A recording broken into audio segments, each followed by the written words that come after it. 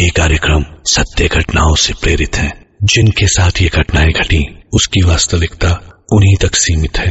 भूत प्रेतों और असामान्य विषयों के होने पर चैनल कोई दावा नहीं करता और न ही प्रोत्साहन करता है। 4 साल का रितेश अपनी मां जयती और पिता शिखर के लिए ही नहीं बल्कि डॉक्टर्स, साइकियाट्रिस्ट, ENT स्पेशलिस्ट और वॉइस एंड स्पीच थेरेपिस्ट्स के लिए भी एक अजूबा था, क्योंकि पैदा होने के बाद से आज तक एक लफ्ज बोलना तो दूर, रितेश रोता तक नहीं था। जयती और शिखर दोनों की सरकारी नौकरी होने की वजह से कभी भी रितेश की देखभाल के लिए, छुट्टी या दवाइयों के खर्चे के बारे में उन्हें सोचना नहीं पड़ा। लेकिन मुश्किलें अब बढ़ने वाली थी, क्योंकि जयती का ट्रांसफर हो रहा था एक बेहतर शहर में और वहां कुछ ही दिनों में शिखर का भी ट्रांसफर होना था। जयती नए घर, नए शहर में रितेश को लिए काम और घर दोनों संभाल रही थी। रविवार का दिन था, कुछ बांधे हुए बॉक्सेस बाकी थे और जयती ने ठान लिया था कि आज वो पूरा घर सजा कर रहेगी। रितेश उस वक्त अपने कमरे में सो रहा था और जयती सामान सब निकाल के जगह देख देख कर रख रही थी, जब उसने अपने पीछे से आती एक आवाज को सुना। जयती पीछे पलटी तो उसने देखा कि इस घर में उसके यहां आने से पहले एक स्टील की अलमारी रखी पड़ी थी, जिसके दरवाजे का हैंडल नीचे किया हुआ था। जयती ने 1 मिनट को उस हैंडल को देखा और किसी भी आम इंसान की तरह अपना वहम मानकर उसने उस पर ध्यान नहीं दिया और सामान अनपैक करने में लगी रही। उसने एक कार्टन में से एक फ्लावर वास निकाल के टेबल पे रखा ही था जब जयती पलटी और उसने देखा कि वो अलमारी, जिसका हैंडल थोड़ी देर पहले नीचे हो गया था, अब उसके दाएं और बाएं दोनों तरफ के पलड़े खुले हुए थे। जयती ने डरते डरते अलमारी के अंदर झांका, आसपास सब कुछ देखा और उसके पीछे भी झांका। जब सब कुछ ठीक दिखाई दिया तो जयती ने अलमारी का दरवाजा चुपचाप बंद किया और वापस अपने काम पे लग गई। ऐसी और कोई आवाज उसके कान में दखलंदाजी ना करे, इसके लिए जयती ने कानों में हेडफोन लगा के फुल वॉल्यूम पे गाना चला दिया। गाना सुनते सुनते दबी हुई सी उसने और एक आवाज सुनी। पहले तो जयती ने ध्यान नहीं दिया, लेकिन दोबारा आवाज हुई तो जयती ने अपना हेडफोन उतारा और फिर ध्यान से सुनने की कोशिश करने लगी। आवाज लगातार तेज सी होती जा रही थी और जैसी समझ में आया कि मेन डोर से आवाज आ रही है तो जयती ने जाकर दरवाजे को खोला। दरवाजे के बाहर जयती को कोई दिखाई नहीं दिया। जयती बाहर की ओर झांक ही रही थी जब यही आवाज उसने ठीक अपने पीछे रितेश के कमरे से आती हुई सुनी और जयती वहां से भागी रितेश के कमरे में, ये देखने की कहीं रितेश को कुछ ना हो गया हो। वहां पहुंची तो देखा जो रितेश थोड़ी देर पहले बिस्तर पर लेटा हुआ था वो बिल्कुल ठीक ठाक था, पर बालकनी में खड़ा था। जयती ने रितेश के कंधे पर हाथ रख के उसे अपने तरीके से यही पूछा कि सब ठीक तो है। रितेश ने जवाब में सिर्फ अपना हाथ उठाया और कमरे के अंदर एक तरफ कुछ दिखाने लगा। जयंती तुरंत उस तरफ पलटी तो देखा दीवार पर एक पेंटिंग लटक रही थी। जयती ने उस पेंटिंग के पास जाकर गौर से देखा। पेंटिंग में सब कुछ ठीक था। वहां उस पेंटिंग में उसे एक कपल और साथ में उनका एक बच्चा दिखाई दिया। ये देखते देखते जयती जैसे ही पलटकर रितेश की ओर मुड़ी तो देखा रितेश दोबारा अपने पलंग पर चैन की नींद ले रहा था। जयती ने जब देखा कि रितेश सुकून से सो रहा था तो वो सीधे बाथरूम में गई और मुंह हाथ धोने लगी। चेहरे पर ठंडे पानी से थोड़ी ताजगी आई, लेकिन थोड़ी राहत और चाहिए थी जयती को, इसलिए चाय बनाने वो सीधा किचन में चली गई। उसने पानी उबालने को रखा और हमाम दस्ते में इलायची डालकर किचन से बाहर फ्रिज से दूध लेने गई। फ्रिज खोल के दूध के कैन पे हाथ रखा ही था कि ठीक तभी इस आवाज को सुनकर जयती थोड़ा सावधान हो गई और चुपचाप दबे पांव किचन तक गई तो उसने पाया आवाज सिर्फ पानी उबलने की आ रही थी। जयती ने राहत की सांस ली और पूरा किचन टहल कर देखा और उसके बाद इलायची कूटने के लिए हमाम दस्ते को उठाने गई ही थी कि उसने देखा इलायची कूटी हुई थी।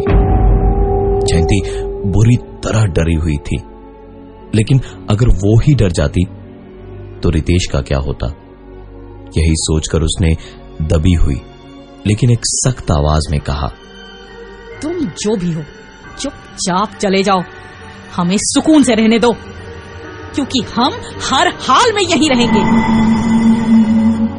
इस आवाज के बाद अगले काफी महीनों तक कोई और दिक्कत नहीं हुई उस घर में।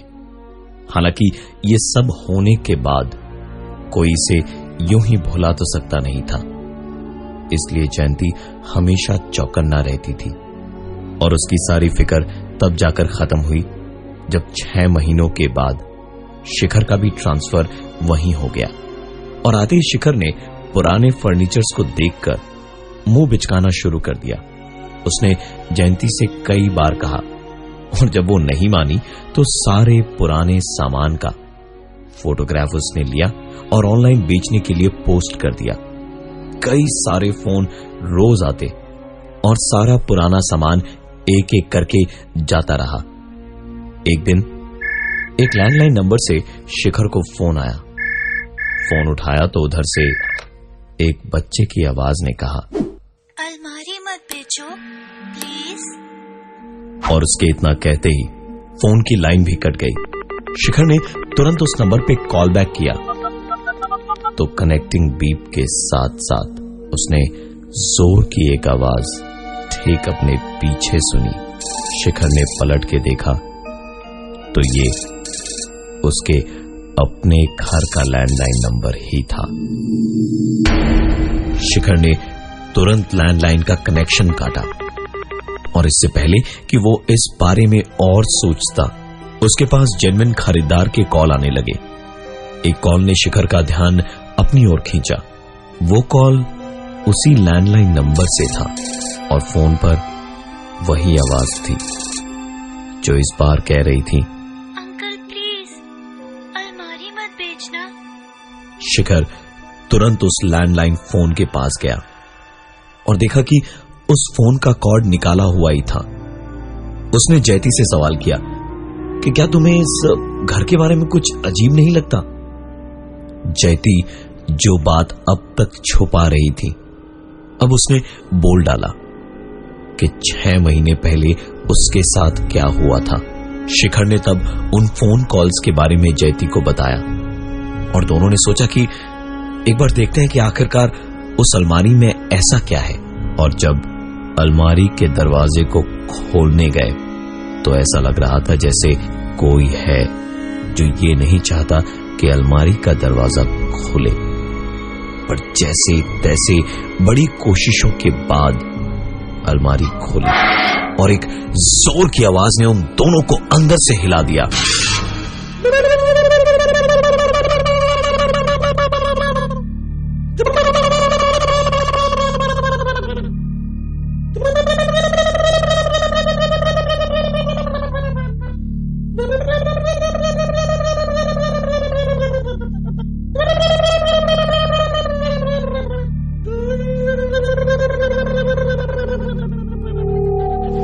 इस घटना से दोनों इतना डर गए थे कि तुरंत अलमारी से 4 कदम पीछे गए और फिर जैसे तैसे रूम से निकले और कमरे के दरवाजे को बंद कर दिया।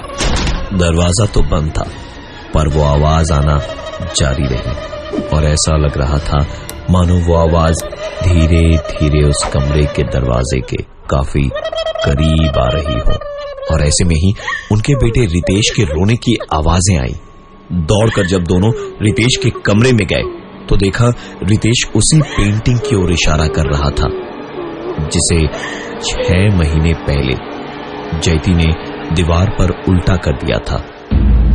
जयती ने उस पेंटिंग को पलट कर देखा तो उसमें वो बच्चा नहीं था जो उसने 6 महीने पहले देखा था।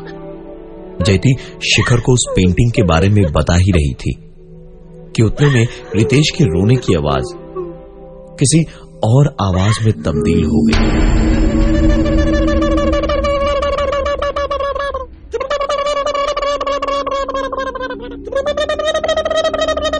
पलट कर देखा तो रितेश बिस्तर पर खड़ा था और वही आवाजें कर रहा था जो कुछ देर पहले उस अलमारी के अंदर से आ रही थी। दोनों काफी घबरा गए थे और ये फैसला नहीं कर पा रहे थे कि उस आवाज से दूर जाएं या फिर अपने बेटे रितेश को संभालें।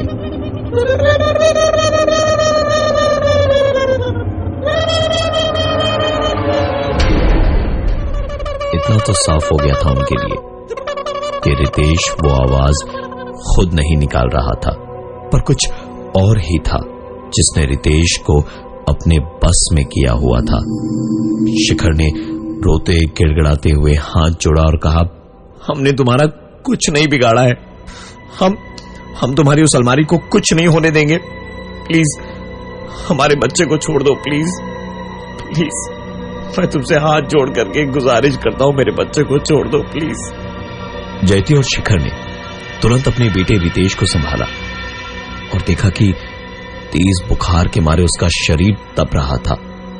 इतना तेज बुखार जो किसी की जान भी ले सकता था। अगली सुबह रितेश डॉक्टरों की देखरेख में था, पर डॉक्टरों की सारी कोशिशें नाकाम रही। वो खुद समझ नहीं पाए कि आखिर माजरा क्या है। एक तरफ जयती अपने बेटे रितेश के ठीक हो जाने के लिए ऊपर वाले से दुआ कर रही थी और दूसरी तरफ शिखर उस घर के बारे में पड़ोसियों से जानकारी इकट्ठी कर रहा था। उसे ये पता चला कि उस घर में उनके पहले एक परिवार रहता था जिनका 6 साल का एक बच्चा भी था, जिसकी मौत तब हुई जब खेल खेल के बीच में उसने अपने आप को अलमीरा के अंदर बंद कर दिया था और फिर दम घुटने की वजह से उसकी मौत उसी अलमीरा के अंदर हुई। शिखर ने बहुत खोजबीन करके उस आदमी का नंबर निकाला जो अपने परिवार के साथ वहां पहले रहते थे और उन्हें फोन किया।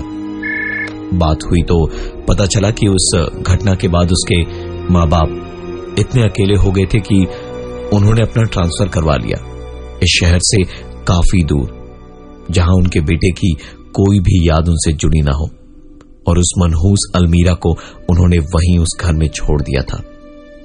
शिखर ने उनसे कहा कि आप तो चले गए हैं, लेकिन पीछे किसी को छोड़ गए हैं, उनसे एक बार आप मिल लीजिए। शिखर के कहने पर 2 दिन के बाद उस घर के पुराने किराएदार वहां वापस आए और शिखर द्वारा पूरी बात बताए जाने के बाद उस अलमारी के सामने जाकर खड़े हुए। इस बार अलमारी को खोलने की जरूरत नहीं पड़ी। अलमारी का दरवाजा सबकी आंखों के सामने खुद ब खुद खुल गया और किसी के रोने की आवाज सुनाई दी। उस लड़के के माँ बाप समझ चुके थे कि रोने की आवाज उनके मरे हुए बेटे की है। अपने मरे हुए बेटे की यह हालत देखकर दोनों माँ बाप का दिल पसीज आया और उन्होंने माफी मांगते हुए कहा कि अब फिक्र मत करो, हमारे साथ चलो। अब तुम हमारे साथ रहोगे, अपने माँ बाप के साथ में। उनके इतना कहते के साथ ही रोने की आवाज एक हंसी में बदल चुकी थी। सही मायने में वो अलमारी अब अपने असली मालिक के पास जा रही थी। उन लोगों के घर से निकलते ही शिखर के मोबाइल पे जयती का फोन आया और उसने कहा कि रितेश अचानक से बिल्कुल ठीक हो गया है। ऊपर वाले ने उनकी दुआ सुन ली थी। अब उनके इस नए घर में सब कुछ ठीक था अपनी जगह पर, और वो पेंटिंग जिसमें से एक बच्चे की तस्वीर गायब हो गई थी, वो अब वापस तस्वीर में दोबारा अपनी जगह पर आ गई है।